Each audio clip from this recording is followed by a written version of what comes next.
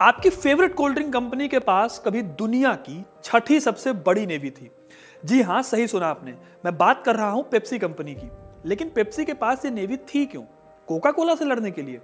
नहीं नहीं, ऐसा नहीं है। आइए आज मैं आपको इस इंटरेस्टिंग हिस्ट्री के बारे में बताता हूं। तो कहानी शुरू होती है 1959 से। यूएस प्रेसिडेंट ड्वाइट आइजनहावर ने अमेरिका के कुछ सबसे फेमस लोगों को एक गुडविल टूर के तौर पर भेजा। इन लोगों में अमेरिका की कई बड़ी पर्सनैलिटी शामिल थीं और इन्हीं में पेप्सी के वाइस प्रेसिडेंट डोनाल्ड केंडाल भी शामिल थे। केंडाल अपने साथ कुछ फ्री सैंपल्स ले गए थे। उनके दिमाग में आइडिया था कि वो एक कम्युनिस्ट देश को कैपिटलिज्म का टेस्ट कराएंगे। इस टूर में केंडाल ने काफी मशक्कत के बाद सोवियत लीडर निकिता क्रुश्चेव को मॉस्को में एक एग्जीबिशन में पेप्सी बूथ लगाने की परमिशन ले ली। अब इस एग्जीबिशन में केंडाल ने क्रुश्चेव को एक पेप्सी ऑफर की। अब ये पेप्सी निकिता को इतनी पसंद आई कि उन्होंने एक और ड्रिंक पिया। केंडाल ने इस मौके का फायदा उठाया और निकिता की पेप्सी पीते हुए एक फोटो खींच ली। ये फोटो यूएस मीडिया में एक सेंसेशन बन गई, बहुत ज्यादा वायरल हुई और इस फोटो के दम पर केंडाल ने सोवियत में पेप्सी बेचने की एक डील भी साइन करा ली। लेकिन यहाँ पर एक प्रॉब्लम थी। सोवियत करेंसी रूबल उस टाइम पर किसी और करेंसी के साथ बदली नहीं जाती थी, इसलिए वो कैश एक्सेप्ट नहीं कर सकते थे। फाइनली एक डील हुई कि पेप्सी के बदले सोवियत वोडका देगा, जिसे पेप्सी यूएस या फिर दुनिया के बाकी देशों में भी आराम से बेच सकेगी।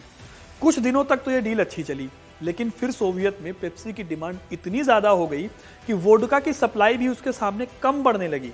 अब आपको यकीन नहीं होगा, लेकिन उस दौर में यह भी हो रहा था। फिर 1989 में केंडाल ने एक और सोल्यूशन निकाला।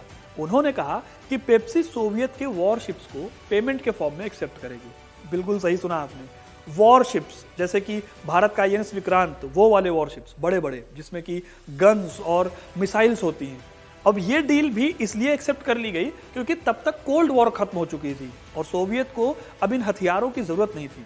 वो अपने पुराने हथियारों से पीछा छुड़ाकर नए हथियार बनाना चाह रहे थे। इसीलिए उन्होंने $3 बिलियन की पेप्सी की पेमेंट के लिए कंपनी को 17 सबमरीन्स, एक क्रूजर, एक फ्रिगेट और एक डिस्ट्रॉयर दिया। यह डील केंडाल और सोवियत के प्रेसिडेंट मिखाइल गोर्बाचोव के बीच हुई थी और इस डील ने पेप्सी को जो हथियार दिए थे उससे ज्यादा हथियार उस वक्त सिर्फ दुनिया के 5 देशों के पास थे। अब जाहिर है कि ये पेप्सी को जो हथियार थे ये चाहिए नहीं थे, इसलिए उसने तुरंत एक नॉर्वेजियन कंपनी को ये हथियार बेच दिए, जिसने इन सब को कबाड़ बनाकर यूज कर लिया। लेकिन एक बहुत शॉर्ट टाइम के लिए पेप्सी के पास एक बड़ा युद्ध लड़ने के लिए हथियार थे, यानी अपनी पर्सनल नेवी। अब आप कमेंट करके बताओ कि पेप्सी अगर लड़ाई लड़ती तो वो किसके खिलाफ लड़ती? कमेंट में अपनी राय बताना मत भूलिएगा और ऐसी तमाम इंटरेस्टिंग कहानियों के लिए हिस्ट्री कनेक्ट को सब्सक्राइब जरूर करें। धन्यवाद।